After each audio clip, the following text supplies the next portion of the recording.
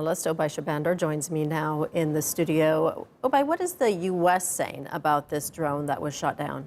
Well, it seems that we now have confirmation from U.S. military sources that a high-altitude U.S. surveillance drone was shot down, but over what the U.S. believes is international airspace in the Arabian Gulf. These type of surveillance missions by the U.S. Navy and by the U.S. intelligence community take place on a regular basis. Of course, the U.S. and Iran are essentially at a standoff. The U.S. has a very heavy military presence in the Arabian Gulf, and it has deployed a carrier strike group right outside of the Gulf of Oman to deter and possibly counter Iran as tensions continue in the region. Of course, now we've seen 7 attacks in 7 days in the region. Most of those attacks linked to either Iran directly or Iranian-aligned proxy groups from the Arabian Gulf to Iraq yesterday, to Yemen and the Houthi militants, and to the Red Sea. So it'll be interesting to see how the United States reacts to this shooting down of yet another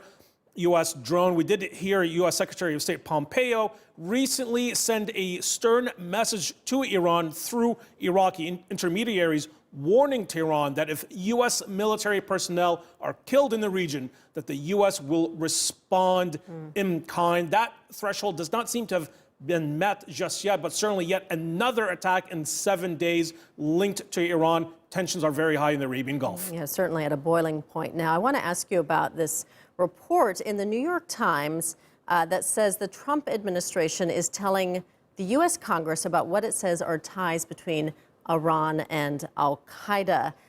That has obviously been met with some skepticism on Capitol Hill. But what do you know about that? And is the U.S. using this as a pretext to go to war with Iran? Well, we have seen reports that U.S. Secretary of State Pompeo and Pentagon officials have briefed senior members of Congress on what they believe to be strong links, or at least an operational relationship, a transactional one, between Iran and al-Qaeda. What we do know is that there is a historical relationship, but it's one that's fraught with difficulties. We do know that certain high-level former al-Qaeda officials that have been subsequently killed, such as Atiya Abdurrahman al-Libi, were at some point based in Tehran.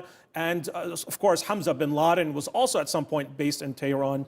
The United States Special Forces captured documents in the Abbottabad raid against bin Laden that indicated that there was a historical operational relationship between al-Qaeda and Iran. It's not very clear yet what the intelligence is today on just how proximate that relationship is. Very interesting to see that the senior U.S. officials are stressing that relationship between Iran and al-Qaeda. We do know that it's more of a parasitic transactional one. When it suits Tehran, they will allow al-Qaeda freedom of movement through its territory, and when it suits them politically, they'll either put them under house arrest. So it'll be interesting to see what more revelations come out of those intelligence briefings. We also do know that at this time, the U.S. Special Representative on Iran, Brian Hook, is in the Middle East right now, gathering support from U.S. allies to counter Iran. Of course, there's an ongoing shadow war between Iran, the United States, and its Arabian Gulf allies throughout the region, from the Gulf of Aden to the Arabian Gulf. And we also heard a stern warning from the commander of the Iranian Revolutionary Guards to the Americans,